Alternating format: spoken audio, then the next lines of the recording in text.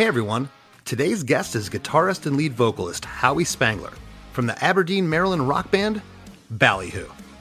Together we tackle the writing, recording, and inspiration behind the brand spanking new single, Bad Summer, taken from their soon-to-be-released 10th full-length album of the same name. Ballyhoo stepped up their game big time here, enlisting John Feldmann to produce the record, and the results are killer. I told Howi this production sounds like Ballyhoo on steroids. All the great elements of the band are here, just bigger. The vocal harmonies are so good, and the overall vibe is feel-good rock and roll, which is something Howi set out to do. He cited a lot of his 80s hard rock influences, and how he drew inspiration from those for the overall vibe. After finding out last year that John Feldmann was on board to produce, Howi was fired up and wrote 2 brand new songs immediately, one of them being Bad Summer. This song has it all. Huge hooky rock guitars, drums, bass, vocals, cowbell, hand claps, shakers, and an 80s inspired guitar solo that would make the guitarists in Dokken, Rat, and Whitesnake all proud. So for all this and more, don't touch that dial. Hey, have you heard? Chris DeMakes a podcast. Hey, have you heard? Chris DeMakes a podcast. Hey, have you heard? Chris DeMakes a podcast. Hey, have you heard? Chris DeMakes a podcast. All right, Howi, I love this podcast because, as you know, you're a dear friend, but I'm probably not going to get on the phone with you and talk for an hour, even though lately I've wanted to, and I almost picked up the phone and called you before, and I said no. There's a lot going on with Ballyhoo right now. This single, in my opinion, kind of came out of nowhere. I can't remember if you told me you were going to work with John Feldmann, or I heard it through the grapevine. I was surprised, but I wasn't surprised. And I absolutely loved that you went with John. I watched a couple snippet videos of your dialogue with John in the studio trying to work out parts. And I just absolutely loved it. So talk to me a little bit about how the collaboration with John came along. And, you know, this project is so new that I couldn't even find anything online about it. So I think you let the cat out of the bag a minute ago. Is this going to be a full length coming out? Yeah. We got a full new record coming out. It's got 12 songs on it. It comes out August 28th. It's called Bad Summer, so this is the title track for it. Okay. Recently, you released another single called I Guess I'll Go Fuck Myself. We were going to break that down, but we know what that song means just by the title, right? Pretty much, yeah. And I'll say, too, for any band that wants to drop a song with a title like that, or maybe you're dropping a lot of F-bombs in the song, the algorithms, bro, are killing this song. Like, these videos aren't getting any views. Even the song isn't doing that well on Spotify. I think it's just like too much. I don't know. Yeah, and talking about those algorithms and those things, that's a word we never would have talked about, even probably 6-7 years ago. Mm-hmm. But that all comes into play when you're releasing new music. But yeah, I got a million questions. The first thing that comes to mind, I've spent many backstage conversations with you talking about, like, all our bands, like, how can we get to the next level? You know, how can we be, I hate to use the word relevant, but how can we stay out there and continue to do stuff that's fresh? And in my opinion, this is the best production I've ever heard your band have. It sounds fantastic. Thank you, man. I've been trying to sell the band on, like, working with Feldy for years. We did do one song with him. We recreated an old song with him in 2014. But it was a real quick in and out. It was like a day and a half, just like in and out. It feels like a factory when you're in there. You're just like, He's so quick, and just, you know, we can get into that. But I've always wanted to, it was cool. It turned out good. I enjoyed it, but I always wanted to get in and go from the ground up with him and do like a record or a few songs or whatever. And finally I was kind of having like a midlife crisis, kind of freak out existential thing, last fall. I was like, what are we doing? Like, we're just going to do the same shit we've done every year. And, I can't do this. Yeah, we're going to, pushing 50 in a few years. It's like, I don't want to, you know what I mean? It's like, I don't want to be stuck in a van, doing this, and we need to try something else. I feel like we've played to like every fan in this genre community we're in, and there's no real growth. I feel like it's a ceiling, and I think we hit it a long time ago, and we just keep playing the same people, which is great, and it's nice to see them people coming back. But we need to break out into a different thing. And I've always looked at us as being a rock band first, even though like our pop reggae songs are like our most popular songs, which is fine too, because I love all that stuff. But I always knew that we could do something in the rock world or the pop punk world or something like that. We just never had the production. We never had like maybe I've always, I'm partial. I think my songs are great, whatever. But having worked with Feldmann, I'm like, okay, I see what was needed as far as like the songwriting, the little extra things that are put in there that he's really good at, and the high production.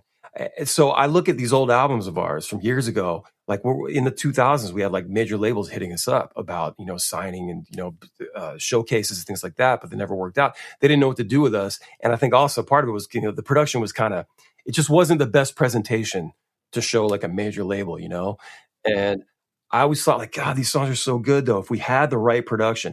And so fast forward 20 years, finally I convinced the band, that like, we got to do this. We got to take a big swing. We got to do something that we haven't done before and just go hard. And with every album, like we were like the Dropbox band for years. Like everybody's recording at home. They send me the stuff. I pull it down in Pro Tools, mix it, whatever, make it work. I get it. Right? It's affordable. It's economical. It's easy. Totally. And I was like, we're just going to do that again, So I was like, we need to do something big. And I feel like with every record, you probably should be spending more money. You should be at a level where like every time you have more money to spend, you have a bigger budget to go bigger with the production, as big as you want to go.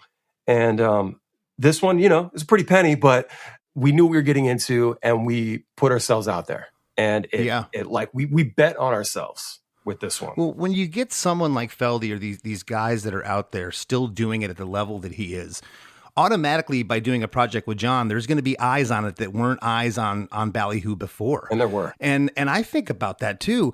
I think about the Rolodex that I've accumulated in the last 34 years. And I picked up the phone before. I've called guitar companies and they've been like, oh, I know who you are. I'll give you a guitar. Like, whoa, what? Really? And you have to throw the line out there. And it sounds like you threw the line out this time. It was like, guys, here's where I'm at. Here's where I think the band has to go. I mean, your last recorded output, from what I found online, was 2025, a 7-song EP/album called Self-Employed. Is that right? Yeah. It was just a collection of singles, Okay. I mean, that came out less than a year ago. So talk about prolific. You guys got, what, 10 records under your belt now? This is album number 10 right here coming up. So, yeah. And that's another thing, album number 10, like you want it to be slamming.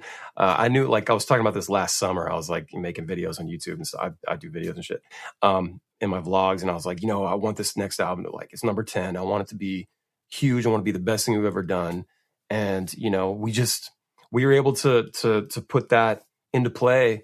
And my manager, I was on the phone with him, like crying, not crying, but like, God, dude, we got to do something, And he's like, do you want me to call Feldy? Like, cause he used to actually work with him years ago, like as a TM tech, I think. Okay. So he had that old relationship and like, he knew who we were. And so by the end of that day, this was back in November, by the end of that day, I had a screenshot of a text like, oh yeah, love those guys. Let's do it. And I was like, fuck. Okay. And I wrote 2 songs that night. And I was back in it all of a sudden. Cause I was like deflated, man. I was like defeated. I was just like, I didn't want to do this anymore. I was like, cause I feel like sometimes I feel like a fucking loser with my kids, because my son's going to graduate in 2 years. My daughter's going to be 12 next week. Like it's just, they're getting older. And I feel like I've just been in the same place since they've been around, and like there hasn't been, we've definitely progressed. And there are a lot of bands that would kill to be in the position that we are, to do some of these shows, to work with some people we work with. I get it. To get the streams, I totally understand that. I'm not like, I'm grateful for it. It doesn't fall silent on me. It's just like, I just need to, we've been here for so long. Something has to happen. And I hope, I believe that like luck is kind of like created. So you got to like put things, you have to align things, right? Yeah. And you put yourself in a position for the success, the luck to happen. And that's what I feel like we're doing with this Feldy thing. What is failure? If failure is if you don't try. Yeah. I've wasted 6 months, a year, 18 months in my life at times, just in my head, what you're talking about. And everything you just said, by the way, is for everybody listening. I know this, and you're not the only one. I had Ryan from Yellow Card on the show recently. He almost verbatim said the same thing. When they came back in 2022, the band got the biggest guarantee of their career to headline Riot Fest. And Ryan's like, I'm not doing this for money. He's like, yeah, the money is what got us back to the stage. But guys, if we're going to release new music and do this, I want to work with songwriters. I want to up our game. And we all know what's happened to Yellow Card in the last year. I can't be more proud of those guys. And, I'm hoping for something similar with you, getting in front of a new audience. I've always loved your music. You mentioned a moment ago, you thought of yourself as more of a hard rock band. Me too, but I hear soul in your harmonies. Thank you. I'm hearing I don't just mean like, oh, this has soul, man. I mean like old soul music, the way that you guys, you construct your harmonies with your vocals. It's really cool. Thank you. So the record's coming out end of August? Yeah, August 28th. August 28th. Well, the record's called Bad Summer, and we're going to talk about the song, the title track, Bad Summer. It's 2 minutes and 53 seconds. I love the arrangement.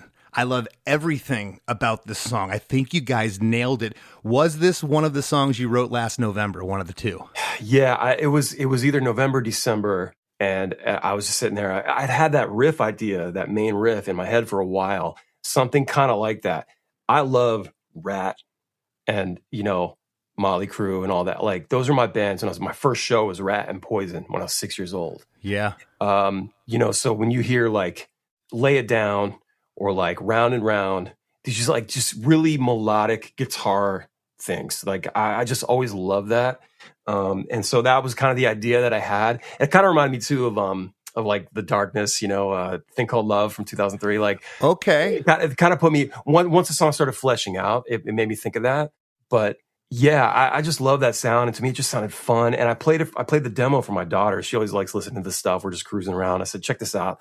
And she's 11 and she's like, it's giving 80s. That's awesome. Well, what's funny? My initial listen to this, it was like, oh yeah, this is 80s. It gives me that feeling, especially when we get to the guitar solo. I mean, that thing's awesome. Yes. But, and I know John probably had opinions on that. John's an old metal guy, so I can't wait till we get to that part. But, when I first heard the song, I was going through the comments of YouTube. I like to read what people are saying. Mm-hmm. And a couple people said, man, this is giving me early 2000 pop punk feels. Yes. And then it hit me. I was like, wow, but it's not like it's a retread, like you're ripping something off. It gives me that feeling. I don't know. The early 2000s for me I thought that was a great time for music. It was uplifting. And it was. When I read that comment, it kind of sent me back to that period. I'm like, yeah, this has like an 80s thing, a retro thing, but it still sounds like Ballyhoo. And I've always maintained that with my band too. I said, as long as it's me and Roger singing, same thing with you. As long as you're singing, it's going to sound like Ballyhoo.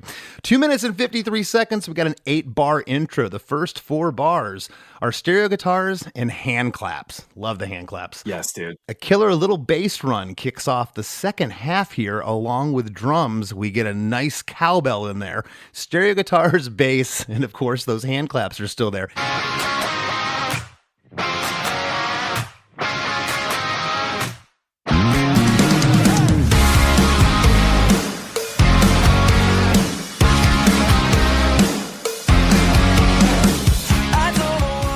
The cowbell. Was that an overdub or was that done on the take? Nah, so that was I think he I can't remember if he played it while he was going. He definitely was in the studio doing an overdub with it for sure. But yeah, there's video of this. Like Nick is in there with his camera, and Donald's just in there going clunk, clunk, clunk, clunk. And I'm standing outside in the control room, just filming, just watching. Like, this is hilarious. He was channeling his inner Will Ferrell, dude. I knew immediately. As soon as like on my demo, when I got the drums program, I'm like, they kick in. I was like, this is cowbell. Like, cowbell's going on this 100%. I knew immediately. So right from the demo, had a cowbell in it, just a sample, I can't remember the last time a song just made me grin ear to ear. Like, I almost felt like I wanted to laugh when I heard it. I'm like, the cowbell's perfect. But I'm like, when's the last time I heard a cowbell in one of my friends' songs? That's what I'm saying, dude. We need to bring it back. I hope you spawn a whole new generation of kids going to the music store looking for cowbells. Bro, Howie. I hope so too. Honestly. Yeah. No, look, man, when you go back to like, again, Motley, Tommy Lee, always cracking that thing, dude. Sure. You know, Def Leppard, Rock of Ages, I think. Sure. Oh, yeah. Like, it's just like again, those are all my favorite bands when I was a kid. All that shit stuck with me. And I was just really, because I knew we were going to go work with Feldy, like I knew that like I wanted to lean more rock and more pop punk. You know, we've always done that stuff, but I knew with him that sound would be huge. You know, those songs would be even better and bigger. So I was like, I want to write more like this. We did do a couple reggae songs because it's a Ballyhoo record. But I just knew I was like, I want to do something cool and different. And it does have that 2000s vibe. The demo was called Dancing and Clapping. Dancing and Clapping. Because it was just like, because it feels dancey and it had the claps, you know? Yeah. Well, that's the other thing. I've never thought of you guys as like, oh yeah, they're like a 2000s band that they have that sound. So that's when I read that comment, I was like, whoa, yeah, that's kind of interesting because I don't lump you into that era at all. Yeah, and I've heard that a lot now. I see it on a lot of different comments on different platforms. You know, because I'm like very involved. I'm always checking comments and replying and stuff, and I get to see what the general public, you know, our fans rather, think about this stuff. And it's very cool. It's very, you see that a lot. This is 80s. This is 2000s. I love this. This is pop punk. I love this. And I don't know. I was just so stoked on it. I remember listening to the demo like all the time. I obsess over my demos when I'm writing. I obsess. I listen to the stuff thousands of times before it gets done. Well, I wanted to ask you, how much evolution did the song go through? I am happy to say that this is one of the songs that he didn't do anything to. Wow. I had this song, I had like pretty much, okay, that it's not entirely true. He did cut, I thought he was going to cut one of the pre-choruses because there were definitely a few times where he's like, you know, other songs, he's like, he'll stop, he's like checking it out. He's like my demo and he'll hit the space bar. He's like, you got to convince me that this pre-chorus needs to be here. Convince me, you know? And it's just, and I also learned that anything over 3 minutes is like, way too long. So yeah, well, I talked to John not too long ago, and he's trying to write songs in the 2-minute mark now, telling his bands like people don't have the comprehension for anything longer. Nah, he's like 2:30, bro. I'm like, okay, you know, it's why we're paying you the big bucks, man. Well, and sometimes when you hit it out of the park with a song, a producer doesn't have to muck it up. They don't have to do anything, and John knows when to lay back, I'm sure, but. There's one part in this song I wonder if this is the pre-chorus he's telling you to take out. So we're gonna go ahead real quick, but just while it's on my mind, the guitar solo, the first 8 bars are in the chorus progression, and then it goes to the pre-chorus progression. Is that the one he was speaking of? No, well, that's one that I thought maybe he'd want to cut. He cut the first chorus in half because it was the full chorus. He cut it in half, and then it was just like a break, like an instrumental break, and then it goes to the second verse again. So he did that, and then the other thing that he did, I will say real quick, is on the bridge. Well, not the bridge, the last chorus. He cut out everything but the vocals and drums and cowbell, which I thought was great. And you bring it back in for the rest of the chorus. Super sick. But for that guitar solo, Mike was just in there doing it. And then he just kept going over my pre-chorus. And I'd already put lyrics there. Like they were done. And he did it. And I was like, huh. I was like, actually, I told, I think our friend Connor, or maybe Scott was engineering at the time. I was like, yo, just mute that vocal there. Let him just play over it. He did it again, and then that's just how it was. I was like, this sounds rad. It's like it almost felt like it would have been too formulaic, just doing like the typical whatever it was, eight bars or whatever. Well, yeah, you know, we're going to get to that part. That part's genius. Yeah. Because no, you don't get the vocal again, but you get the feel. It's the build up, man. It's like you feel it winding up again, you know? Otherwise, if you didn't have that, it'd be the same progression going into the same progression of the chorus again. Exactly. It's only a 4-bar breakup. It's very short, but it's enough to lift that last chorus. That's such a great way to describe it, as a lift. It's crazy because he's wrapping up his solo, but it's also winding up the next part. It's like, it's perfectly done. Yeah. So I'm so stoked that Mike did that. And I told him weeks before we went in with this, I was like, bro, I need like a crazy shreddy 80s. So I sent him like nothing but a good time. Like I sent him like all the CC DeVille stuff. I was like, the darkness, like I want that for this part. And he just killed it. Oh, he nailed it, and I don't think I've ever heard a tonality of a guitar tone like that. It's very odd and different, but killer. It's an amalgamation of a lot of sounds, and we're gonna get there. We got to back up here, Howie. I want to get back to verse 1. We went in the future there for a minute. I don't know what I did to make you so mad. Baby, I'm listening. You got me hurting bad. I try to text you, but you're not texting back. My chest is tightened up. Feels like a heart attack. Oh. I don't know what I did to make you so mad. Baby, I'm listening. You got me hurting bad. I tried to text you, but you're not texting back. My chest just tightened up. Feels like a heart attack. Yeah. I was just going into my, I know what it's like to feel heartbroken. I think a lot of us do. And when with that weird feeling of anxiety when you feel like it's about to end, if you're really into somebody. And I tapped into that. My whole vibe on this, I want it to be, it's like kind of a sad love song, but I wanted it to feel like funny. Like to me, it feels like an American Pie movie or something. That's kind of the vibe I was going for. And so I just want to tell the story of this guy. We don't know what he did. He doesn't even know what he did. We don't know why she's mad, but I thought it was a fun premise, of it. That's typical. Dude fucks up. He's trying to get her back. And he's pining over her. He feels awful. He's gut wrenched. I was going for that here. And, no big metaphors, nothing, just straight, direct, Yeah. Yeah. Pop song. Yeah. And he's like, baby, I'm listening. I'm paying attention now. Tell me what I did. Let me fix it. Yeah, we like to do that, don't we? We like to fix things, but we never can. Oh, we never. No, it's always broken. It's like the guy that puts the patch on those boat commercials. Like, it'll work underwater, and it never works for me. It never works. Yeah. But some cool stuff here in verse 1, and I, just before we get to that, I wanted to mention, just the title alone is a negative connotation, Bad Summer. So it's kind of a negative lyric going in, but you're right. It's such an uplifting pop song, and now that you mention American Pie and some of those movies, that's that time period again, and that totally fits with this. But stereo guitars and bass are playing this chunky, like staccato rhythm with each other, and it's locked in tightly with the drums. The drums are laid back here in verse 1, the most laid back they are in the song, with a really tight, crisp hi-hat. We get harmonies on "You Got Me Hurtin' Bad," "I Tried to Text You," and the last line, "Feels like a heart attack."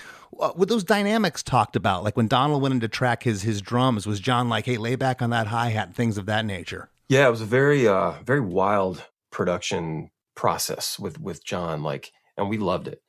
It was a way we never really done it before. We went through each part and just really nailed the parts and kind of did it that way, as opposed to playing the song front to back 3 or 4 times and then just picking a good take and then punching in. We just sort of went part by part. And so it was interesting because you could sort of take your time, even though the whole process was fast as fuck. Donald did drums for 7 songs in 3 hours. It was crazy. But you get to take some time with it and be like, actually, can you do this fill there at the end? Or hey, maybe just what you said, maybe just lighten up a little bit or whatever, do some little thing there. And Donald was game for anything, which was great. And we were sort of letting John direct, and it was cool too, because I'd seen John on some podcasts before, and after working with him the first time in 2014, I was real reserved and sort of well, he's the guy, so I'm going to let him work. I would feel like I would be interfering or stepping on his toes if I said anything. Can we do this? But then I heard he likes when the artist is involved. So I kind of took that. And, I do, these years I have a more commanding presence over the songs I write and how I want it to sound and things like that. So I was very vocal, but he was all into it. He was totally cool. I'm like, oh, John, can you have him do this? And he's like, oh yeah, Howie wants you to do this. It was a nice little thing we had going on. But Donald was just he can do anything you ask him to do, which is great. Yeah. Oh, he's an amazing drummer. Yeah. I'm just saying I can really feel that these parts, and what you just said makes a lot of sense. Yeah, we took it section by section. I like to do that. I get overwhelmed. Well, sometimes we track in a song, it's like 3 minutes long. We're playing through, it's like, okay, guys, yeah, everything's great except the bridge. We all fall apart. Why aren't we just working on that section? Totally. Yeah, no, and this really helps relieve that, because like you can just get in there and get it right. And then once it's good, you move on. And the great thing is everything's set up. So even 3 days from now, if you're like, actually, I need to fix that, you just go back in and fix it, Right. And this is no disrespect to John, very few, but I've heard some of his productions that I feel maybe are a little too glossy or maybe won't work for this band. For 99% of the time, John hits it out of the park, and I can't say enough about this for you guys. I think it's perfect. It's modern enough. It's current enough, if you want to use that word. But I think it just makes you guys sound like Ballyhoo on steroids. Totally, man. And that's what we were going for. It doesn't sound overproduced or crazy. Like I think our band was built for his production style. Like, I just feel like it works. And that's great. And I've always thought that, like I said, for 20 years, I'm like, I just want to work with this guy, and we're finally doing it. And it's exactly how I thought it would sound, how I envisioned it, I love it. Did you guys cut live bass, drums, and guitar? Like, were you guys in the room, like, all playing together, or was it separate? It was crazy, because I had a lot of demos that I wrote like 30 songs for this project. And we would also, John and I would like do one of my songs, and then we would write something together, and then we would do one of my songs, write something together, kind of thing every day. Oh, and awesome. but John, and also I thought this was great. It's kind of validating for me, the way he puts a song, like a demo together, like an arrangement and everything. It's like the same way I do it. It's like, get in Pro Tools, and you maybe got a riff, you throw the riff down to a click or something, maybe a vocal or something, and then you start tapping out a beat, just kind of get in the ballpark. And then I'm grabbing the bass, this needs some acoustic, this needs that, just like that. And so we had these kind of like fully produced demos ready to go for when the guys showed up. Cause I got there a few days before the guys, cause we were going to write together and do, just kind of work things out. Guys showed up like 3 days later, and then we just get into it. We're just doing drums. And next thing you know, it's like drums are done, and now it's time for bass. And they're just tracking to the demo stuff that we did. Now, what was crazy is we did vocals was the first thing we did, as opposed to drums, bass, guitars. Like, we did the vocals over my demos and over the demos that we created there, and they just did the drums and bass and guitars later. That is very different. Yeah. Which tells me that your demos were the same BPM. They were the same. So it was easy to sing over them. Why not? But if the demo was changing in tempo and certain things, you wouldn't be able to do that. So you came in prepared. And I didn't mention this at the top when I was talking about John and how this got started. But you've been recording forever. I've heard your productions. You know what you're doing. Mm-hmm. But sometimes it's that extra ingredient, And John sounds like he was bouncing ideas. He was getting you fired up. Dude, he would come in every morning. This dude gets up at 5 a.m. every day. I mean, I'm sure you've seen his Instagram story. Oh, I know, John. He's maniac. Maniac, dude. And in the best way. And like, he would text me like 6:37 in the morning. Like, hey, I just came up with this. What do you think? Let me know. It's just like fully produced banger. He's still on the toilet. Yeah. I'm sitting on the toilet like, this is fucking insane. I was like, you just did this like an hour ago, And it's just, he's such a beast, man. Yeah. I guess I'll go fuck myself. Hey everybody, don't go anywhere. We got lots more coming up with Howi Spangler after a few words from our sponsors. When you think about businesses that are selling through the roof, like Skims or Allbirds, sure, you think about a great product, a cool brand, and great marketing. But an often overlooked secret is actually the businesses behind the business, making selling and for shoppers buying simple. For millions of businesses, that business is Shopify. It's home of ShopPay, the #1 checkout in the world. You can use it to boost conversions up to 50%, meaning way less carts going abandoned and way more sales going through to checkout. Upgrade your business and get the same checkout Allbirds uses. Sign up for your $1 per month trial period at shopify.com/income, all lowercase. Go to shopify.com/income to upgrade your selling today. Shopify.com/income. August is the perfect time to hit the reset button before the fall begins. And I can't think of a better place to start than my closet. That's why I love shopping at Quince. Quince is all about fewer, better pieces of clothing. They're made with premium materials that are built to last, and they're designed to be what you reach for every day when you're getting dressed. From their ultra-soft cotton tees to their premium Mongolian cashmere sweaters, Quince specializes in everyday staples that are versatile, timeless, and transition seamlessly from the casual workday to going out to dinner. And to top it off, everything at Quince is priced 50 to 80% less than similar brands. And they work directly with ethical factories and cut out the middleman, so you're paying for high quality, not brand markup. Chris and I both agree that the 100% European linen short sleeve shirts are awesome. They fit nice, feel good, and it's seriously just a great piece of clothing. I think it's extra cool that Quince is a sponsor of Chris DeMakes a Podcast because I was already shopping at Quince before they were. So if you're ready to upgrade your everyday, you can go to quince.com/DeMakes for free shipping on your order and 365-day returns. And don't forget to download the Quince app for app-exclusive offers, too. Now available in Canada and the UK, too. QUINCE.com/DeMakes for free shipping and 365-day returns. Quince.com/DeMakes. Here at Chris DeMakes a Podcast, we're proud to call DistroKid a sponsor. And if you're a band or artist looking to release your music, you can head to distrokid.com/VIP/DeMakes to get 30% off your first year with DistroKid. Getting your music out on all the places people stream music, like Spotify, Apple Music, Tidal, YouTube Music, and Amazon Music, is just the tip of the iceberg as far as what you can do with DistroKid. Get pre-saves with Hyperfollow. Pay your collaborators with splits. Stop music thieves from stealing your music and uploading it to streaming services without your permission with Distro Lock. Make a mini video to use on your socials. Create Spotify canvases for your songs. Easily withdraw your earnings. Even use great built-in tools like Mixia and Instant Share to mix and collaborate. I could go on and on about all the benefits of releasing your music through DistroKid, but why not go see for yourself and save 30% on your first year at the same time? And support a sponsor of your favorite podcast. Head to distrokid.com/VIP/DeMakes to learn everything you need to know about DistroKid. That's distrokid.com/VIP/DeMakes. Hey friends, Chris DeMakes here.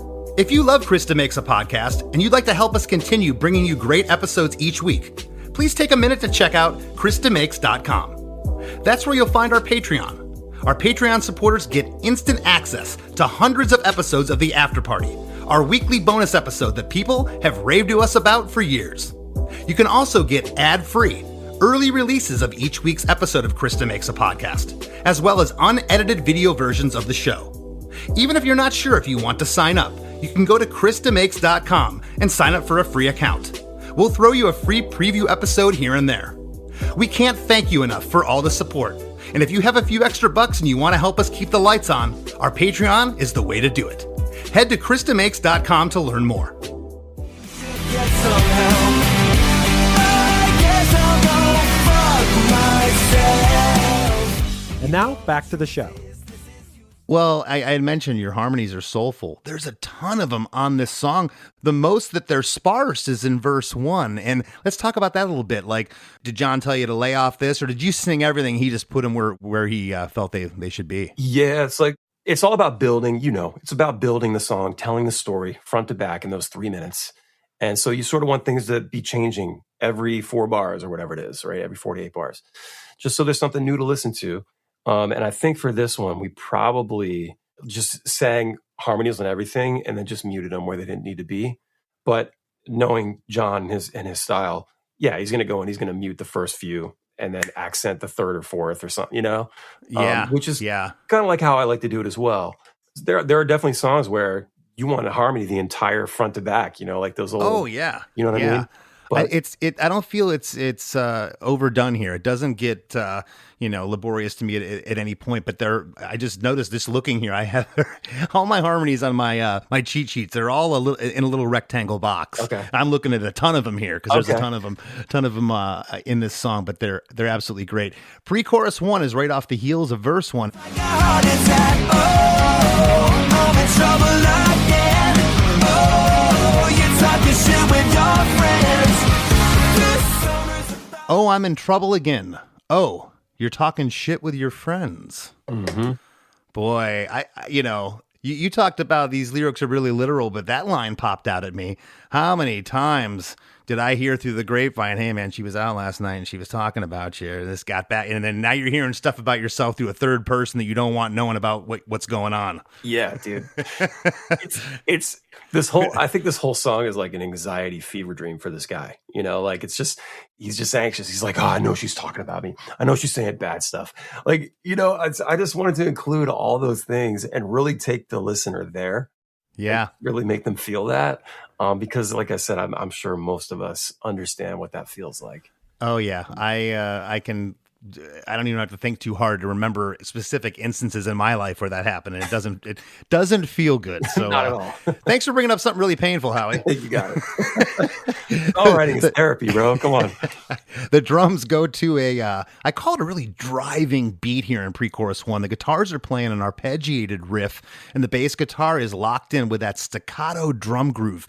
This drum groove is in Clocks by Coldplay, Kill from Jimmy Eat World. I've heard Dave Grohl use it. Build up, It's man. awesome. Mm-hmm. It's such a great drum groove. I've heard it throughout a whole song before, the Coldplay song, where it works in that instance, but you got to pick your spots with this groove. And man, what this does to launch the chorus is absolutely awesome. And I notice in the chorus, I'm thinking your voice was doubled through the whole song, but I can really hear it in the chorus. Yeah, I think they'll pop in the double here and there throughout the song, but absolutely, I think like every chorus on every song on the album was doubled up and stereoed and all that, and harmonized. It just needs to sound big, And I love the double sound, especially on the choruses, Really makes it pop, and just the enunciation of it. And you were talking about Rat earlier.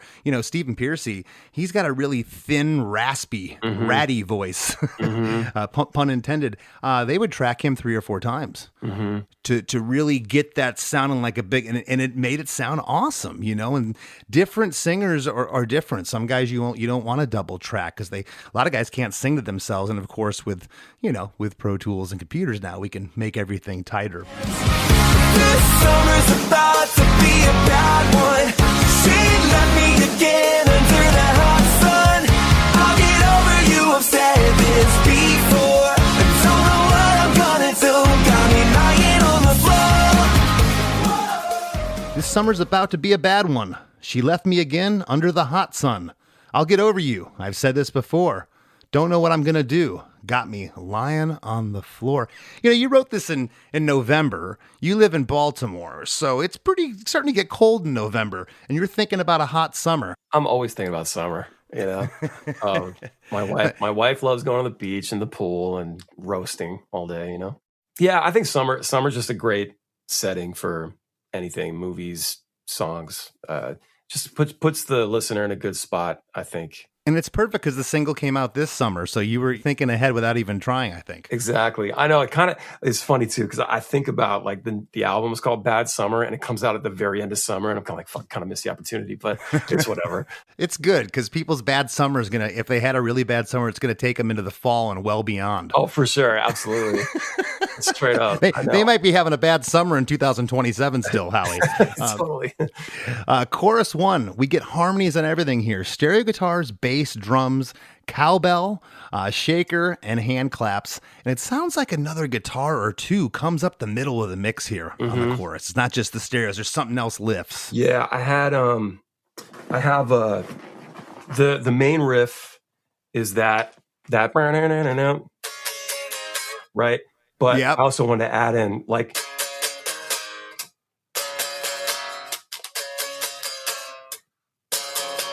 like that, like getting those big bottom chords, big chunky underneath. And yeah, because the main riff sounds rad, and we doubled it a couple times, I'm sure. But I was like, it needs to go thicker, like bigger, you know. So I threw those in. Nick's playing a really great melodic bass line underneath. Also, what I like to do, huge Kurt Cobain fan, you know, Nirvana, all that. Like, he was known for like strangling the guitar, like just really, you know, especially like, you ever heard that track "Endless Nameless" on Nevermind? Oh God, yeah, crazy, yeah, dirty, right? Crazy.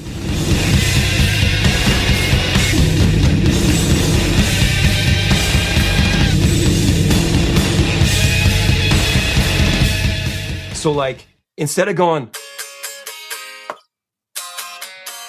I like to go,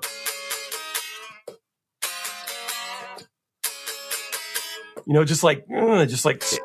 It makes it a little funky. Yeah, just kind of, you know, I wanted to feel like aggressive, you know. So I've had to tell Mike, our guitar player, because he does the main riff, and I just do the chunky one for live. Oh. So I had to tell him a couple times, like, nah, dude, you got to dig in. He was going. Also, I learned this from John too. Downstrokes, dude. It's like that, not like that. Yeah. He's just. And I had to tell Mike, I'm like, yo, bro, do downstrokes, because the first few times he was doing like. It's like, we're not the Beatles, bro. Fucking smash it. Billy Joe Armstrong, you know? It's funny just watching you play it. I would play it downstroked. I wouldn't be able to strum that. Yeah, it just makes a difference. It's just something, and that came up a lot through the sessions. We can get into it later if you want, but yeah, it just downstrokes and just making it sound really aggressive and hard. You know, I didn't want it to sound any bit like tame, you know? Yeah. Well, when I'm in a groove and my head's doing this, I'm kind of bouncing. Mm-hmm. I want it to keep going. And I'm a sucker for what I call a post-chorus. So this is a post-chorus reintro. We get the whoa-ohs.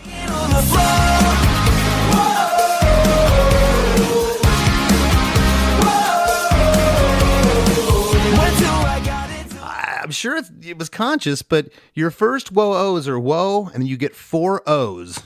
O. And then the second one is 5 O's. Yeah. And it's like that throughout the whole song. It never changes. I counted every one. Okay. And I like that. My ADD, I like uniformity. Okay. It doesn't have to be that way, but I thought that was interesting. Did you talk about the whoa-ohs? Why is it one more O on the second time? It's all about resolve for me. Okay. I just wanted to resolve it. I mean, it probably would have been fine, you know, but I was like, I don't know. It just sounds cool. Just change it on the second one. Whoa. I love the resolve because you really get it at the end when it's just you. And that's right. And that's so good. You also get a 16th note tambourine and shakers come in here. And man, that just brings the party. Yes. Okay. I mean, who doesn't love a good tambourine, man? A shaker. No, but it's where it came in. I love that it came in there. It gave you a new part because it's the same chord progression, but it made the whoa-ohs feel like you're going into brand new territory without going into brand new territory. I love it. Verse 2. What do I gotta do? Make you fall back in love. I got a lot to prove. Only one I'm thinking of. Answer your telephone. Let's just go for a drive. Baby, let me take you home, just like the first time. Oh. What do I gotta do? Make you fall back in love. I got a lot to prove. Only one I'm thinking of. Answer your telephone. Let's just go for a drive. Baby, let me take you home, just like the first time. You know, there's a couple babies in here that you've let slip in this song. Total 80s. Okay? You're gonna, and here it seems like it's almost just off the cuff, like somebody would talk. It doesn't feel forced. I've had people, artists on here say, yeah, you know that, like I'll point out a baby, like, yeah, I had a hard time saying that. The producer's like, you got to have it in there or whatever, and it can feel forced. This doesn't feel forced at all. It feels like it's just conversational. Yeah, again, it's just direct. It's not any crazy metaphors or anything. Trying to be super smart. I was just like, I want this guy to like talk. Be for real, you know, and like, this is how people feel. What do I got to do? You know, like, what do I got to do to make it right? You know, it's like, I know I got a lot to prove. You know, the one I'm thinking of, you know, please answer your telephone, you know, let's go for a drive. Let's do something. Let's get back together. Like, let me show you, you know. You want to talk about a goosebump moment for me is when you come out of that reintro And now it's not like the first verse where there's no harmony on the first line. Right off the bat, what do I got to do? The harmonies there. And oh, dude, it is so good. What that does coming out of that post chorus for me, it's so good. I'm so glad you put a harmony there. I love that, man. Yeah. Again, it was just like, cause I'm like a sucker for harmonies, man. I love stacking them up. And I'll put them everywhere, so like, Yeah. I gotta like pull myself back, but I was actually kind of like surprised that he like kept them in there like that. Again, looking on paper, I would probably, if this was a contest, you have to remove 5 of them, I probably would. But just listening to this as a full production, no, the every harmony here is perfect, and I don't know why, just what that does coming out of that post chorus is just killer. Stereo guitars, bass guitar, and drums go to the floor tom instead of the hi-hat for the first half of verse 2. For the back half, the drums go to the beat in verse 1, but this time with a wide open hi-hat, and the overall intensity of the drums and Donald's playing is way more urgent here in verse 2. And we kind of talked about that in verse 1, but the song's definitely built here. I love that it goes to the floor tom for the first bit of this. On the second half, a barely audible, but man, do you feel it? It's this like arpeggiated, slightly overdriven, like tremolo, Leslie going on. Yeah, that might have been Connor's idea. Connor's one of his engineers. Shout out Connor. What's up, dude? Scott too. You guys are great. I think it was his idea. He was like, John's going to want something here. He like knows what John wants. It's great. When John's done for the day, we'll work with them and kind of do like the homework and all the little That's stuff. when the real work gets done, right? Yeah, right. No, John will like be like, all right, I'm going to go have lunch with my daughter. He'll give us a bunch of homework, do these guitar parts, whatever. So I think that was Connor that's like, let's do something here, kind of melodic. And he threw on the tremolo plug-in. And and at first, when I got the first mix back, it was over the entire first verse. It started right from the top. And I didn't like it. I was like, I don't think I liked it. I was like, ugh. I said, get rid of it entirely. I don't like this. And then once I started listening, I was like, all right, just take it out of the front half and then let it come in on the second half of the chorus, of the verse. So that was just a little thing. And we took a few minutes just to figure out where it was going to go. Just a little melodic thing, nothing crazy, but ear candy. It's awesome because and that's why I don't mix records, Howie. I would have been like, I can't really hear it. I want it louder. No. You want it where it's at because it definitely takes your ear somewhere else, but you have to really zone in on what's there. I think that part's great. Pre-chorus 2, right off the heels of verse 2, we get a lyric change here. First time, just a shell of myself. You got me living in hell now. Oh, just a shell of myself. Oh, you got me living in hell now. We're just leaning into it, baby. We're just not, I hate this. I feel terrible. I want to die. This is what this is, I mean, the chorus got me lying on the floor, it's just, I want this guy to just feel like a pathetic loser, and just like, without this girl, like, I'm done. Oh my gosh, I don't know why this is coming up. 30 years ago, this would have been 96. I was still living in Gainesville. The band was very early. And I was living in hell. I was going through a breakup. And I was miserable. And it was like 3:30 in the morning, and I'm watching Gilligan's Island, okay? And Marianne, some woman comes on the island, and the woman's name was Tiffany. And that was my girlfriend's roommate's name. So it was like everything I was watching was just punching me in the face.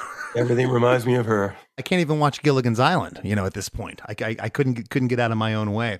Pre-chorus 2, same overall instrumentation. We do get that lyric change, but the stereo guitars, and maybe it's an overdub here or another guitar, are bigger and they fill up more space than pre-chorus 1. And, a lot of times I found out from mixers, I never knew this, it feels like things are getting bigger. And I feel kind of like from here on out, I don't know if it was so much of a volume thing with how things are sounding bigger. I think John, first of all, did John mix it? No, I think, I want to say Scott mixed this one. Okay. A lot of times you won't go up in volume, you know this too, you'll just EQ things differently. Yes. To bring them out. And I feel like there's a lot of EQing going on as the song progresses and making things sound bigger. They probably push like the high mids a little bit, maybe a little 8K. I like to throw a little 8K boost here and there. Yeah, I don't exactly what they did, but yeah, I mean, the whole song, I think they just know how John works, and it's like a fucking hit factory over there. So it's like they just know what he wants in a mix and how he wants it to sound. So it just builds. Everything just builds all the way to the end. I want to say too, in the second verse, that "Baby Let Me Take You Home" and that arpeggiated guitar over the pre-choruses are kind of related in a sense. I love some of those old Eddie Money songs, and "Take Me Home Tonight." Oh, right? yeah. That's coming out here. "Baby Let Me Take You Home" is a direct reference to "Take Me Home Tonight." Oh, and yeah. And that do do do do do do do that reminds me of "Take Me Home Tonight." That opening, that arpeggio. That shit always hit me. Just, it gives me chills, Well, do me a favor. I've been trying to get my band to cover this song. It's not a very well-known song, but you may know it. You guys would kill it. You should do "Passin' by the Graveyard" by Eddie Money. "Passin' by the Graveyard." Do I know that one? Oh, man, I'll have to go. Okay. Go. The bass line is so up your alley. It's got this kind of reggae ska feeling, but cool. Go check that out. And I only want 1% of the... Straight up, totally. He loved his whiskey and he loved his cocaine, but he really loved that girl and I'll never see her again. Dancing by the graveyard, it's lonely and it's so hard. She never really goes far. She's standing at the graveyard. All right, chorus 2 is right off the heels of pre-chorus 2. Now, this summer's about to be a bad one. She left me again under the hot sun. I'll get over you, I've said this before. I don't know what I'm gonna do, got me lying on the floor. This summer's about to be a bad one, but you can blame it all on me. Just blame it all on me. Whoa. Just blame it all on me. Just blame it all on me. This summer's about to be a bad one. She left me again under the hot sun. I'll get over you. I've said this before. Don't know what I'm gonna do. Got me lying on the floor. This summer's about to be a bad one. You can blame it all on me. Just blame it all on me.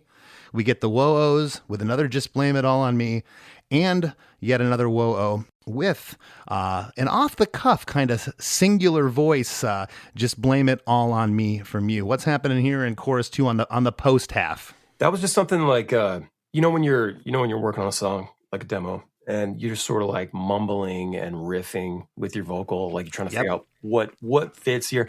It's crazy because like phonetically and like you just sort of like say the vowels and things, like A is O, and it's really strange for anybody else. That I would hate for people to hear that shit, but you do that, and so it just whatever it is, bro. I feel like as songwriters, we're like antennas and we're tuned.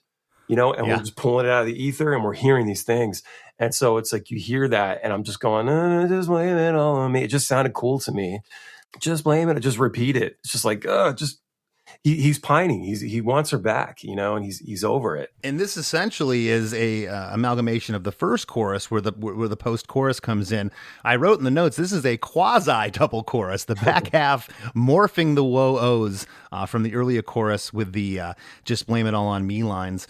On "Got Me Lying on the Floor," on "Floor," you go up an octave there. And I love that. That little thing to me differentiates that this is in chorus 1. Mm-hmm. And it does something to the listener subconsciously. Little things like that. Absolutely love that you went up the octave there. Really lifts the back half. Harmonies over everything, of course, here in chorus 2. The overall vibe here, same instrumentation as chorus 1, but the guitars, I'll say it again, they're bigger, and the percussion is definitely louder and bigger here in chorus 2. And coming out of this, we get into the 12-bar guitar solo.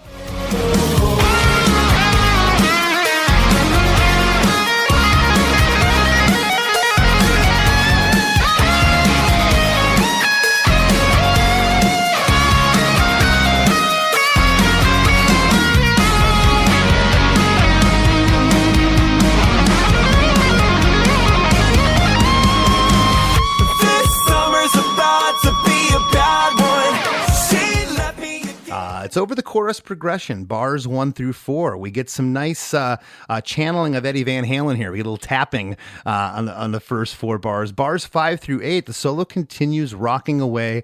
And on bars 9 through 12, we talked about this earlier, the band goes back to the pre-chorus progression with that drum feel, with the guitar solo going full Yngwie for a second. Near the end, for those that don't know, that's Yngwie Malmsteen. I don't know many people that play faster than Mr. Malmsteen, but yeah, you get some rockin' guitar there, followed by a pinch harmonic. And that pinch harmonic, that high guitar note, runs all the way under the first line of chorus 3.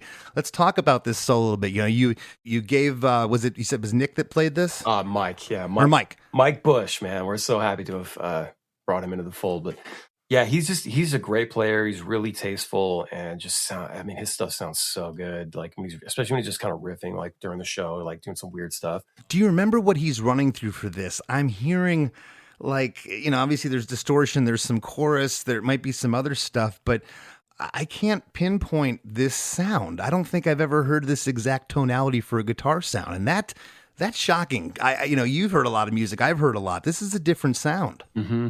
Yeah, I wish I was a better guitar guy and all this stuff, because I know it's a single coil. I can't remember the name of the brand he's playing, but he just has this really cool thing dialed in, and we had some delay in there. You know, a good 80s glam rock solo's got to have some delay on it. Did he double track the solo? No, he probably just they probably did some stuff to it, maybe spread it or something. Okay, right. But yeah, I mean, we just had a good patch dialed in, I think. And that's the other thing too with Feldy and those guys. They already have stuff like dialed, like they know, like the guitars just automatically sound good. You know, once you go from, it's not a whole lot. I might go, hey, can you turn up the highs just a little bit? Just put stuff like that, or bring the gain up a little. That's pretty much it. We didn't do anything. But this solo was just, the player makes all the difference. You can have the best setup in the world, but the player, man, and Mike is a great player, and he knew exactly what I wanted, and he just did it. And it's funny because he did it like 13 times, and then or something like that, and every time we're like, whoa, we're all blown away. We got video of this. We made a doc of a whole process. We're gonna drop a doc later this year, but I love it. And so we're just going, yeah. And he's like, can I do it again? We're like, dude, and everybody's like, oh, and he did it like another 17 times. It's just, he had to get it right, and I respected it, even though it sounded great, 20 times ago. Oh, it's so good, and we have to talk about that pre-chorus. I want to ask you, what would the lyric have been? Would you have went back to pre-chorus 1, or would it have been a pre-chorus 2 lyric? It was different. I think it was the third chorus was like, he was starting to come like a realization, which I thought was cool for progressing the story, where he said, it was like, oh, I think she means it this time. Oh, she's got me dead or alive now, or something like that. You know what? I love the melody, and I love pre-chorus 1 and 2. I feel like pre-chorus 1 and 2 would have got cheapened if I would have heard the melody again. I love that the guitar solo's there. You still get the feel of the pre-chorus, and you need that because, again, those 4 bars take you away from that chorus progression, which the whole solo's over until that moment.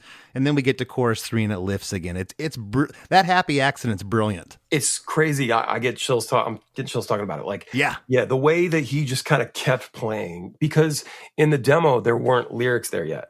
So I added them when I got to the studio with John, and then so he just played into it, and I just thought like, oh shit, like bro, just mute what I got, like fuck what I said, like let him do his thing. The way that he's wrapping up the solo, and then the drums, it just all makes sense. And I wanted to say earlier about the pre-choruses, sometimes I feel like drummers don't understand the power that they have. I talked to my brother about this before, I think, where it's like, dude, you control like everything. Like people dance because of you, Mm-hmm. How is what I'm doing. They're dancing because the drummer is doing what they're doing. And that part right there, you mentioned on the first pre-chorus, how it's just that whatever he's doing there, that build up, it's just it builds so much tension in the best way. And both of those parts combined, it's so awesome. And the way that even the progression itself is going upwards. Yes. Like it's just, and then the chorus is just such a, it's just breeze, you know? Yeah, no, you hit it out of the park with the arrangement, man. Congratulations. I love that. John didn't have to do anything to it, and that's also the sign of a great producer. Don't get in the way. Sometimes you don't have to get in the way. Sometimes it is what it is. Chorus 3. This is the longest chorus in the song. All the lyrics are the same up to "Got Me Lying on the Floor." Harmonies on everything again. This summer's about to be a bad one. She left me again under the hot sun. I'll get over you, I've said this before. I don't know what I'm gonna do. Got me lying on the floor. This summer's about to be a bad one. But you can blame it all on me. Just blame it all on me. Just blame it all on me. Just blame it all on me. Just blame it all on me. Just blame it all on me. On the first line, "The summer's about to be a bad one." Around "bad one," it almost sounds like there's a delay echo happening. Like there's another voice. I don't know if you did that on purpose. Wanted that, whatever that happens there for a second. Like, it almost sounds like you're saying "bad one" kind of mumbled. Was that a delay? It might have been. We had some slap on there. There was definitely a little bit of. I like the choruses to soar, so I asked when they were mixing. I said, "Hey, can you put like I don't know, like some sort of a dotted eighth or something, just a real Right. ambient, just so Yeah. it kind of trails a little bit." So that might be happening. We also did on every song John was like, "All right, ad lib, let's go," and just an ad lib track from the front to the back, just whatever you think of, throw it out there, and we'll keep what sounds cool. So that could be happening there too. Yeah, well, the first 2 lines are just drums, vocals, hand claps, and again, that's very 80s to go to that. It's so cool, and also the drums are on the floor tom for that, and then the band comes back in after "Got Me Lying on the Floor." We get this big drum fill, and then the lyric goes to "This summer's about to be a bad one. You can blame it all on me. Just blame it all on me," with harmonies over all of that. And that's where we get some pads, vocal pads running underneath there. Let's talk about those for a moment. That little section, did John or someone in the band feel it was a little naked there? That was John. Yeah, he's and I love that shit. I love putting ahs and oohs. And, Oh, yeah. and he just like, it was probably on my mind, but like the fact that he brought it up, I was like, yes, cool, we're locked in.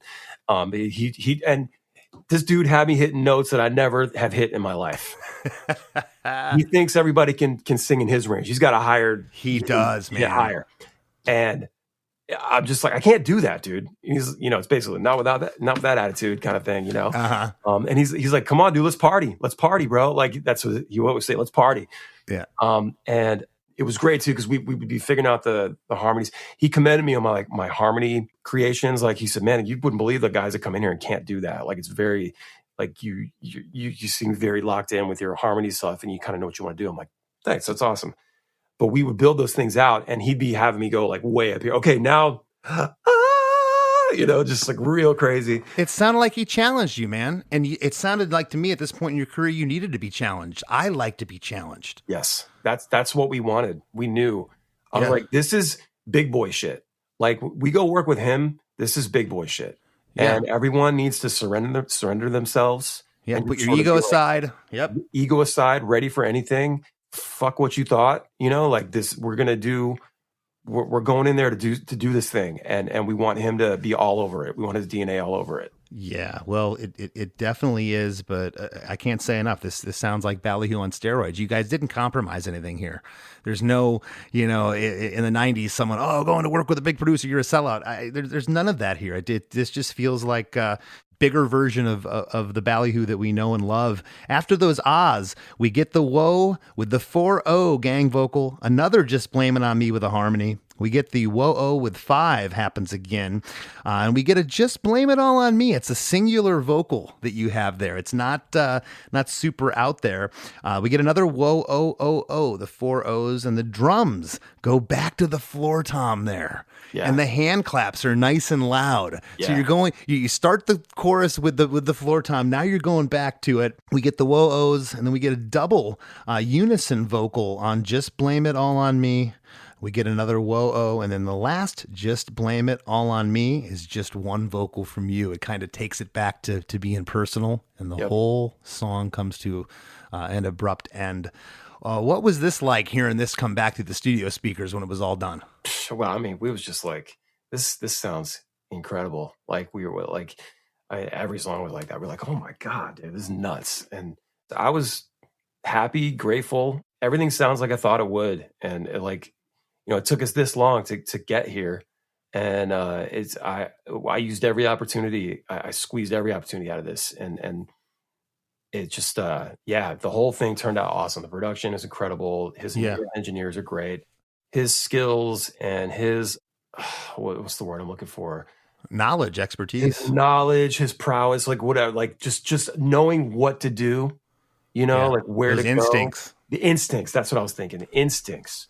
It's just, all that was applied here. There was I didn't feel like we were a side project or something like that, because we're not some huge band. He's worked with some big artists, Blink, Avril, Mod Sun. Like those are big artists, and we're just these little dudes from Maryland, and it felt like we were getting 100% of that production. Yeah, no, I don't think John takes on a project and doesn't put 110% in. He's going to put his name on this. He had to have liked the songs. And, just as your friend, I couldn't have been more happy when I heard this song, knowing the conversations that we had. I don't get a better relation these days than being truly stoked for my friends. Years ago, there might have been envious or jealousy, like, oh my God, I want my band to sound like that. I rarely feel like that anymore. I get happy for people. And I know this was a turning point for you. You said it at the top. It's like, we have to make a statement. And you guys definitely did. Bad Summer is out in a couple weeks. Make sure to check it out. And before we wrap up here, Howie, what's going on with the band? Any touring plans? Yeah, we're trying to, we're rolling out singles over the summer. We've been rolling out singles over the summer, I should say. And we're about to go on tour with Bowling for Soup. Nice. Which is a really crazy thing that happened as a result of this Feldy thing. I started seeing Jarrett all up in the blue checks, came out of the woodwork on Instagram, liking our shit, watching our stuff, commenting.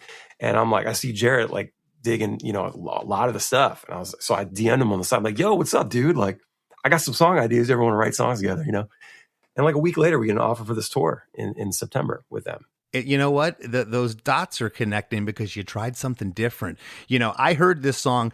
It might have been the first day here, and I called Chris, our producer. I was like, dude, we got to break down this song. It's awesome. Oh, love that, man. I mean, and I like that you're seeing all the blue check. You said all your buddies that are showing up because they're paying attention. Not to say that they wouldn't have paid attention if you released this on your own, but there's different eyes on it, man. You guys took a step up, and I can't be more happy. This is one of those things I told the guys. I was like, we need to listen to the universe. I'm trying to be better as a front man, as a leader. I'm trying to be better as a leader. Like I'm trying to do more leadership. Like I kind of took that for granted.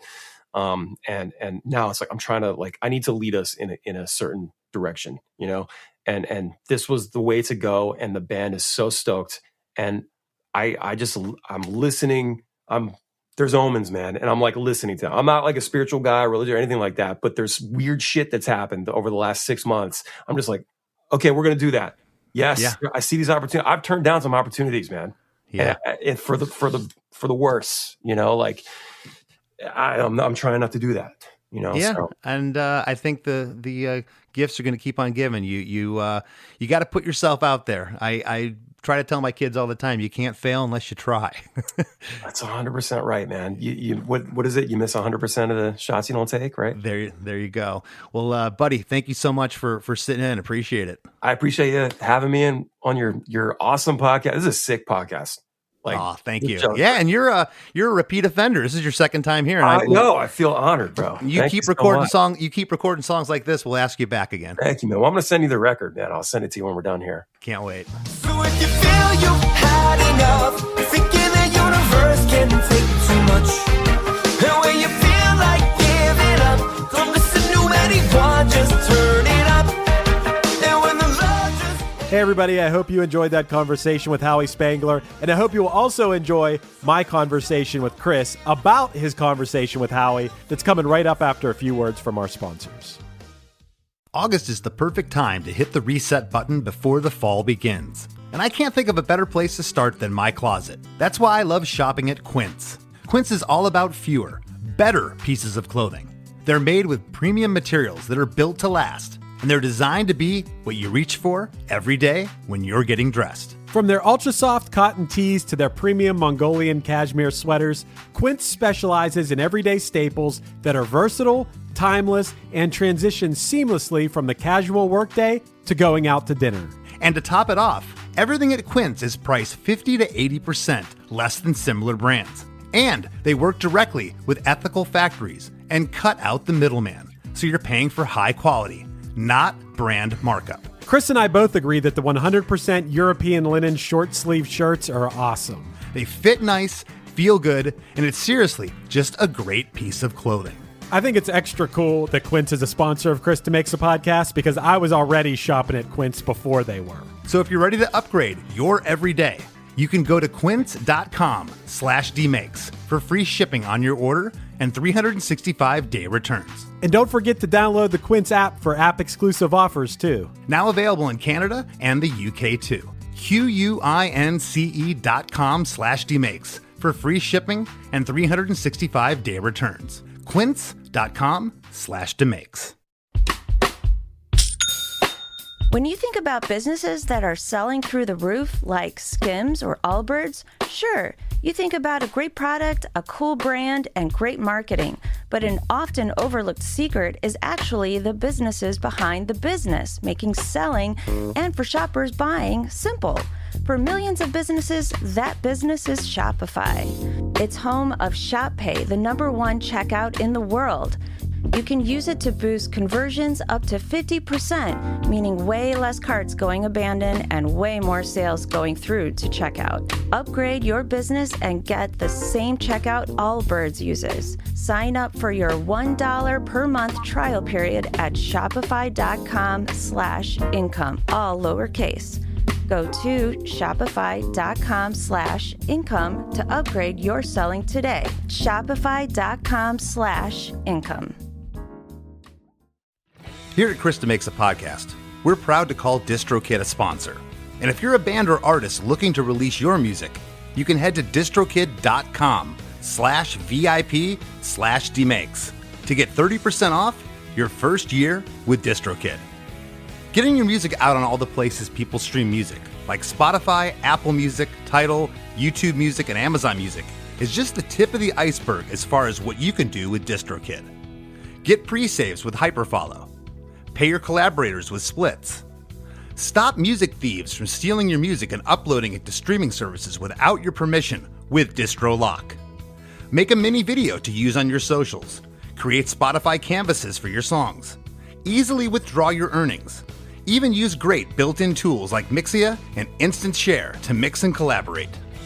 I could go on and on about all the benefits of releasing your music through DistroKid, but why not go see for yourself and save 30% on your first year at the same time, and support a sponsor of your favorite podcast. Head to distrokid.com/VIP/DeMakes to learn everything you need to know about DistroKid. That's distrokid.com/VIP/DeMakes. Streaks on the china, never mattered before. Who cared when you drop? That's Belvedere. Lynn Belvedere. Mr. Belvedere ran for over 100 episodes on ABC from 1985 through 1989, and on the new podcast Belvedere Bros, we're watching them all. Starring the late, great Christopher Hewitt as Lynn Aloysius Belvedere, the show had just as much heart as it did laughs. Every Friday on the One Hit Thunder feed, we're diving into another episode of Mr. Belvedere, sharing our thoughts on the episode and relating the lessons we take away to our own lives. Go subscribe to One Hit Thunder wherever you get your pods so you never miss an episode of Belvedere Bros.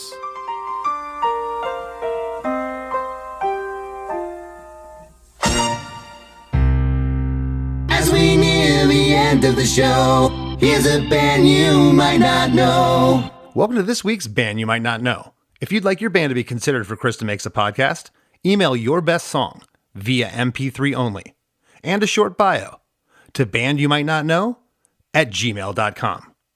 This week's featured artist is The Operators, an alternative rock band from Adelaide, South Australia, with influences from many genres including punk, ska, alt-rock, and grunge. Here's a snippet of their song, Tokyo Rose. She's broadcasting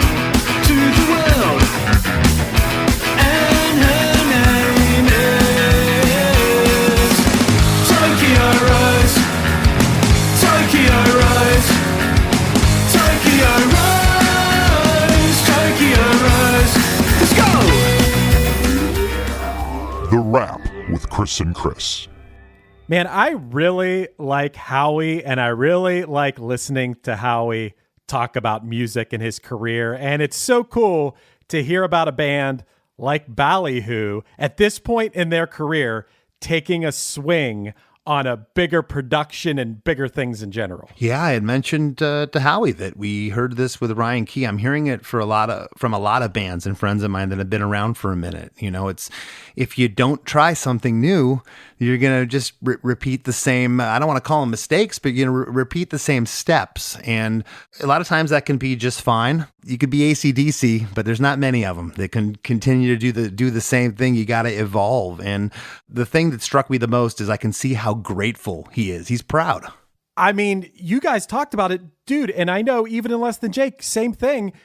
It is so easy to just say, hey, we have our own studios. We don't need to go work with someone else. We can send files around and record. And it does sound great, but there is something about working with the right person or going to the right place together that can be magical and could be that extra thing that puts those songs in that album over the top. Absolutely. You know, and there's bands that have had the wrong producer. We've heard them, the wrong productions, or someone that just messes up their songs and it was a misstep. And then the next record's like, okay, the band's back again.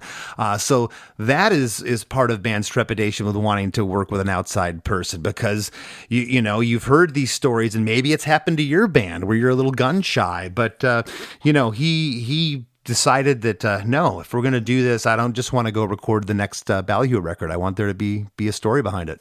Right. And Howie talked about something that I can't imagine, even the biggest artists in the world, I can't imagine that anyone who makes music doesn't feel like this at some point where you're like stuck, or you feel like you've plateaued and you've stayed in the same place forever. And you get to that breaking point where you're like, something has to happen, or I need to like make a change in my life, or maybe not do this anymore. Like, and it, you know, I guess it doesn't just have to be music, but I know as far as like bands and music careers that everyone feels that at some point. Absolutely. I mean, you know, especially if you're a band that has a following, or it's your career and it's your livelihood, it's like, well, I don't want to take a misstep here, you know, but at the same time, I know that I hate status quo. I hate feeling like, okay, yeah, I can do the safe bet here, but I like to be excited. That's what I got into music for, especially punk rock. It was the, you know, who's going to walk out of the pit with a bloody nose tonight, and I still want to feel that. Yeah, he even said, like, you've heard this 1,000 times, but you put yourself in the position for luck to happen. Luck doesn't just... I mean, I guess luck can happen out of nowhere sometimes, but for the most part, it's when you're prepared and you put the steps in, and then something that feels like luck comes along, but actually it's probably because you set yourself up for it. Sure. And I like to be challenged. You know, I recorded with Bill Stevenson a couple years ago, and I think I had told you this, Chris, but you know, Matt Yonker, our drummer, couldn't believe it when I came out of the vocal booth the first day with Bill. He's like, dude, I don't know how you did it. I was in there for like 4 hours singing the same verse over and over again. And I looked at him and I said, hey, man, until he's a producer, and I respect that. Until he hears what he wants to hear, I would have sang till I was bleeding from the throat. And I wouldn't have been able mentally to do that 25, 30 years ago.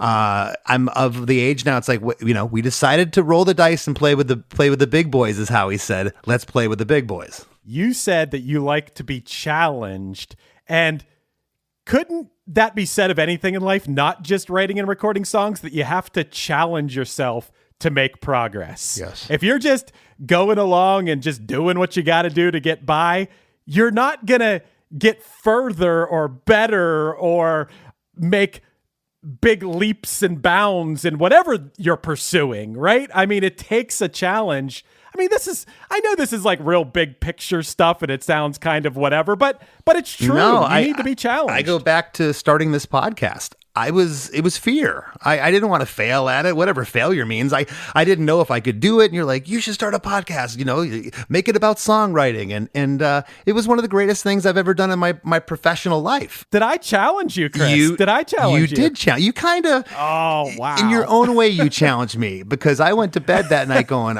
this guy's crazy. He's from the podcast world. And I At the time it was a 4-letter word. But no, you have to get out of your comfort zone.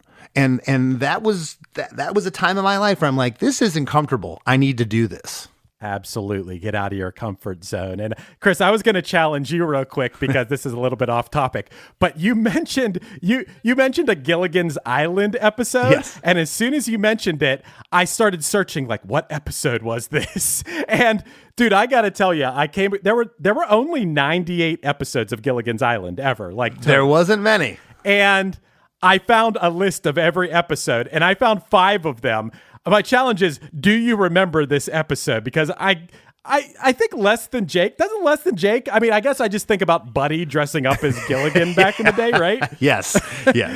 I feel like Gilligan's Island is part of Less Than Jake lore. And I pulled up 5 episode descriptions to see if you remember these episodes. Okay.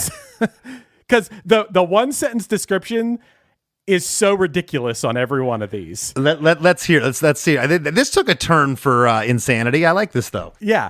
Season 1, episode 21. Handsome surfer Duke Williams rides a giant tsunami to the island. I remember it. Okay. How about the next episode, season 1, episode 22?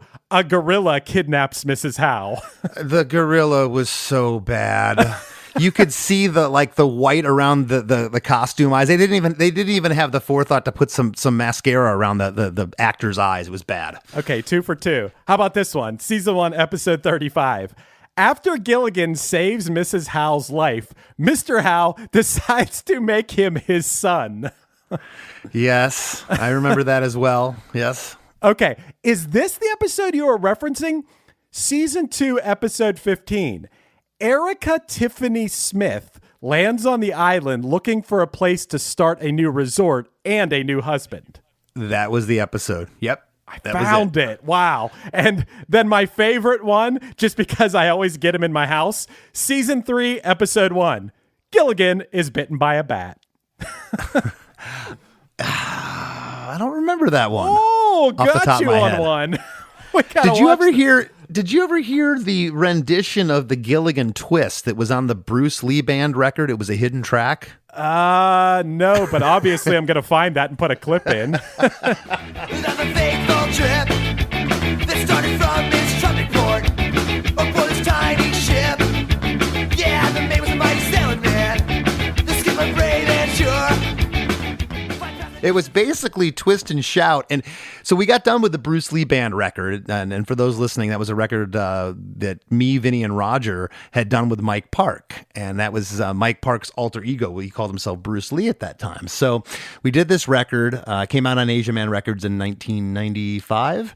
And at the end of the record, Mike's like, anybody have any other songs? I'm like, I got this really silly song. He's like, we got to record it. So it's Twist and Shout, but I don't know if this is going to come through. I'm sure you'll be able to find the clip, but it was basically Twist and Shout to the lyrics of Gilligan's Island. So sit right back and you hear a tale on a fateful trip that started from this tropic port aboard this tiny ship. So it was like that. You remember that? I think I do remember that. I mean, because, dude, the Bruce Lee Band, that was back, I think I maybe had that CD. That was back when I would buy there were certain record labels, I would buy anything that came out on them. And Asian Man was one of those labels. And I don't even know if I knew that was guys from Less Than Jake. I knew it was Mike Park. I don't think I even knew you were in that at the time. Yeah, we were the backing band on that record. That was recorded in Gainesville, Florida. And I swore the last time I played that song, I'd never play it again. And here we are. So yeah, that was the Gilligan Twist. How we got to Gilligan's Island is absolutely ridiculous. And that's yet another reason I love this podcast. Chris, do you have a review this week for us? So I went to Spotify and got a comment.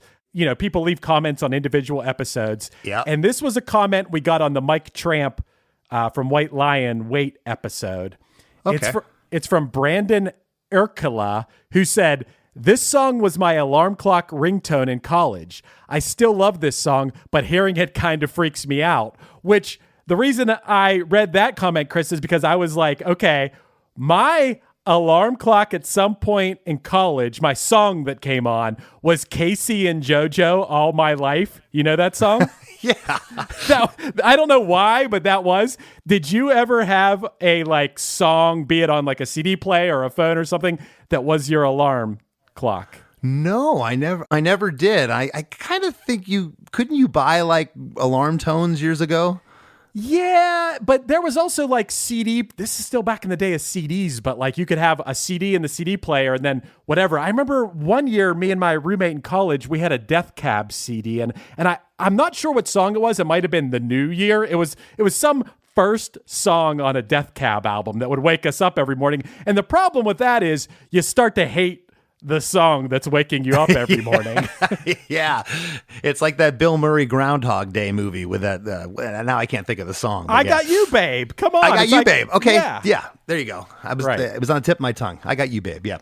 Wow. This was, we covered a lot of ground on this wrap up today, Chris. We did. There's no rules on the wrap, Chris. We can do whatever we want. There certainly isn't. And, like a broken record, head over to ChrisDeMakes.com. That's where our Patreon's at. And you can get all kinds of bonus episodes and goodies, so go check that out. And I want to thank this week's guest, Howi Spangler, for sitting in with us. And we'll see you next time.